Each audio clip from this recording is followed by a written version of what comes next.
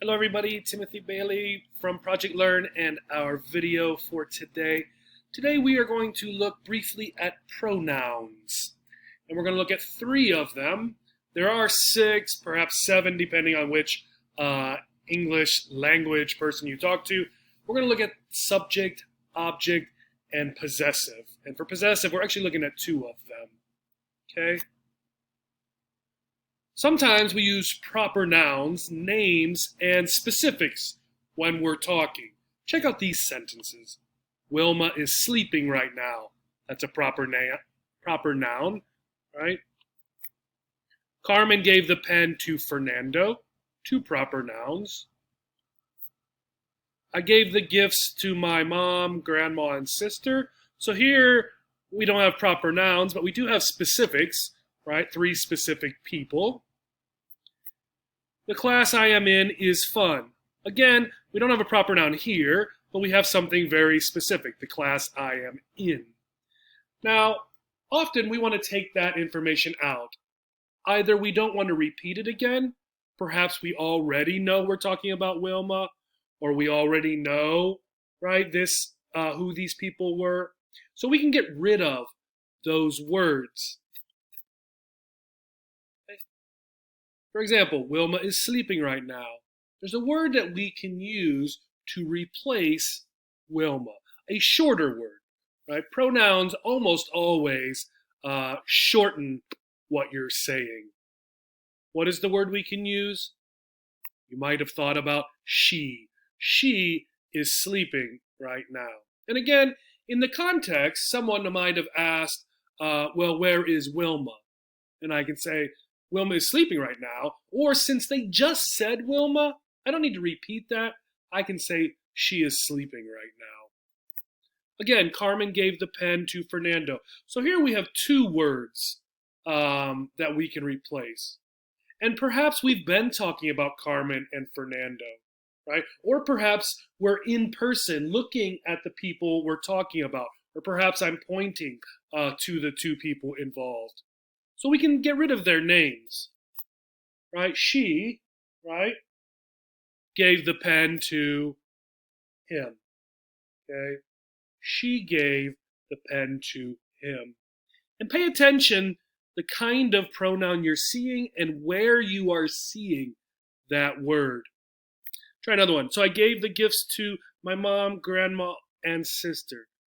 Here, right, this group of people are the ones who received, right, the thing that was given, right, by the verb, right? Who did I give the gifts to? This group of people. Three ladies, right? Three women I gave the gifts to. So we can use one word again to replace all of them, all three of them. I gave the gifts to them, right? Them.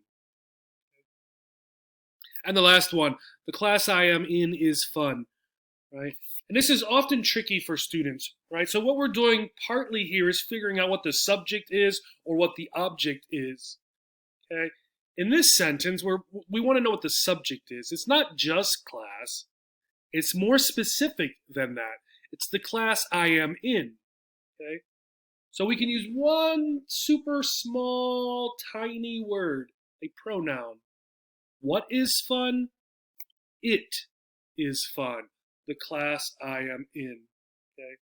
And again, to repeat, this is a lot of the times about context.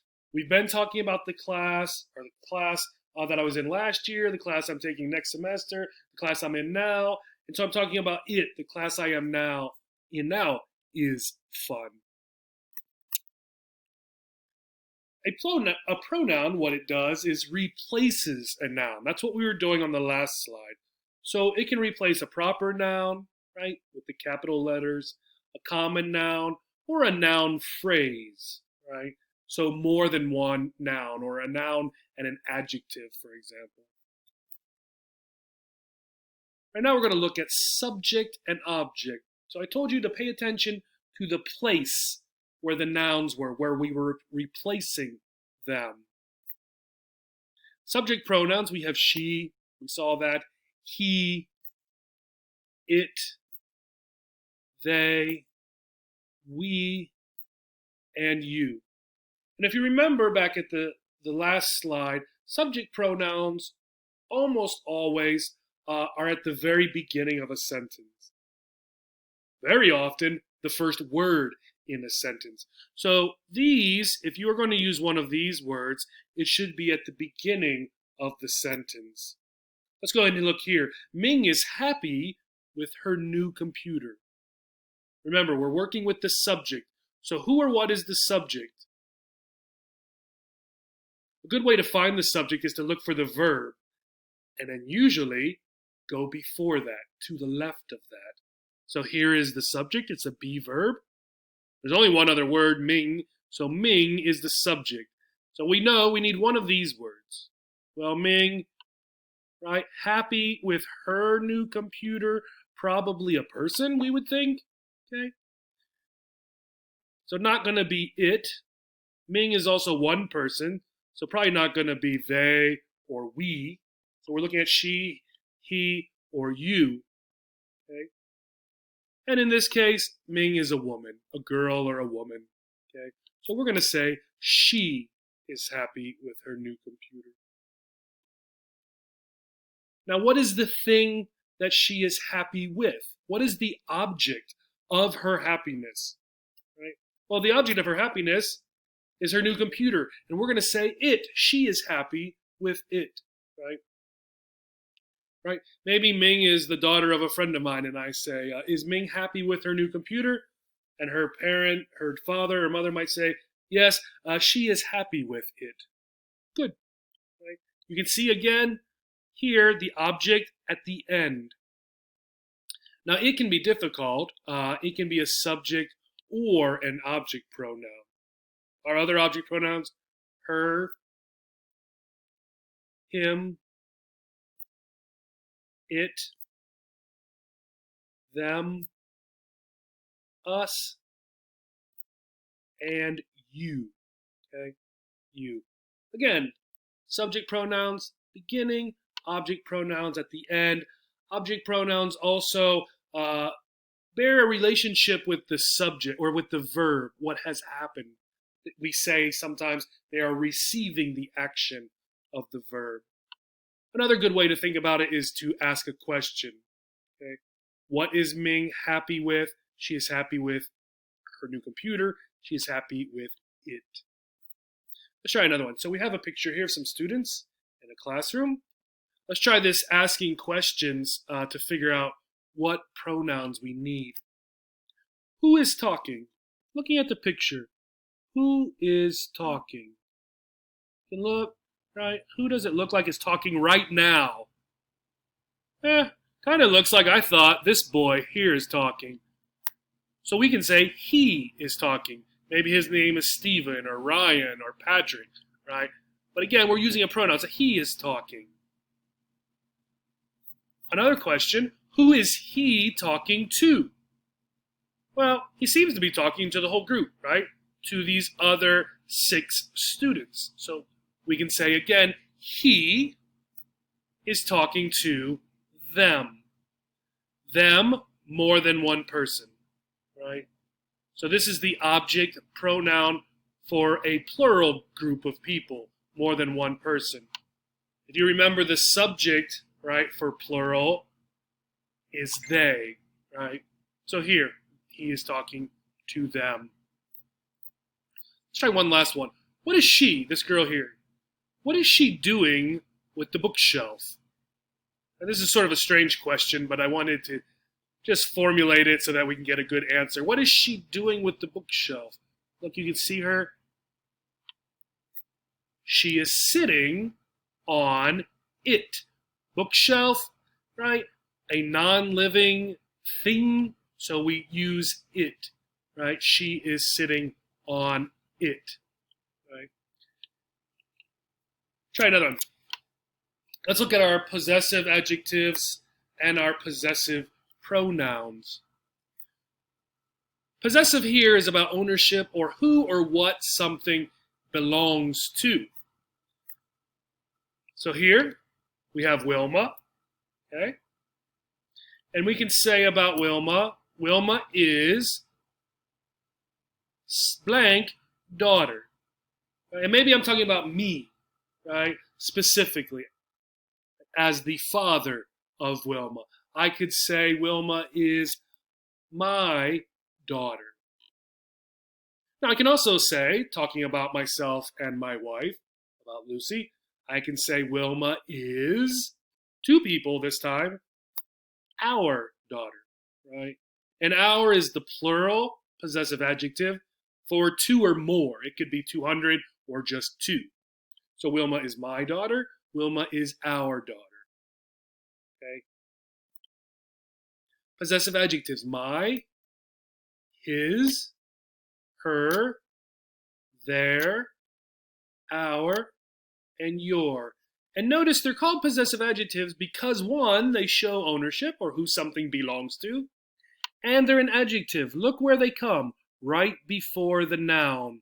So they tell us, they modify, give us more information about this noun. That's going to be key when we look at the difference here. Another sentence: I am what father for Wilma? Again, this is an adjective, so it's one of these. We're talking about Wilma here. We're going to say her. I am her. Wilma, this girl right here, this baby right here. I am her father. Let's go and get rid of these sentences. Let's look at our possessive pronouns. Here we have a book. And I'm going to say this grammar book is whose, right? This answer would be the answer to the question, whose grammar book is this? This grammar book is, right? And notice this is the last word. There's not a noun here. So I'm not going to say my. I could say this is my grammar book. But notice I have this grammar book is. So I need a possessive pronoun. This grammar book is, oh, and I forgot to put it there. Mine, M-I-N-E. Right, there it is, mine. I messed up the timing. So this grammar book is mine. Possessive pronouns, we have mine, his, hers, theirs, ours, and yours. And just like subject and object pronouns, the place where you see these words is key to telling you which one to use.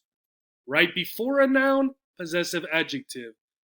Typically at the end of the sentence, often as the last word, possessive pronoun. Okay. Let's look at a couple pictures to try this out. Excuse me. So here, Baxter is Evelyn's dog. Proper nouns, we have Baxter. We also have Evelyn's dog. We can replace both of these if we needed to. Right? What will we say in place of Baxter? Imagine Baxter is a boy, a male dog. He is, here's the possessive, her dog, Evelyn's dog. Now, using a possessive pronoun, getting rid of dog, just ending with the possessive pronoun, he is hers, right? Hers. Okay. So this shows possession, this shows possession, just like this. Let's try one last picture. So here we have the Ansari family. So this is the Ansari's new home. I'm referring to the entire family. What could we say instead of this whole long sentence? This is their new home. The Ansaris, that's who we're talking about. Okay. Notice right before the noun and before the adjective. This new home is theirs with the possessive object. This is our new home if I am one of the Ansaris. This new home is ours. And remember, we can replace home as well. It is our or it is their new home. Check out these links for more information on pronouns. I hope this was helpful. Thank you and have a great day.